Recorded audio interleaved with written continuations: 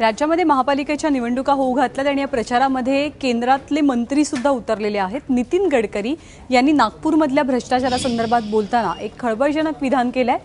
भ्रष्टाचारामुळे नागपुरातल्या एनआयटीच्या अध्यक्षाला केबिनमध्ये जाऊन मीच एकदा ठोकून काढणार होतो असं विधान गडकरींनी केलंय। त्यामुळे महापालिका आणि एनआयटीमध्ये कोणताही अधिकारी किंवा कर्मचारी जर लाच मागत असेल तर माझ्याकडे किंवा मुख्यमंत्र्यांकडे तक्रार करा, आम्ही त्याला ठोकून काढू असंही गडकरींनी म्हटलंय।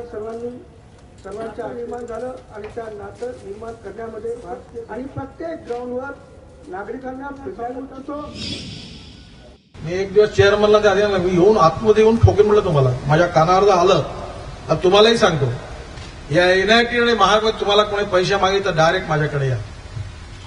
देवेंद्रजींनी आम्ही ठरवलं की पूर्ण पारदर्शक कारभार झाला पाहिजे, भ्रष्टाचारापासून मुक्त झाला पाहिजे। जो पैसे मागेल त्याला ठोकायला मागे पुढे पाहू नका।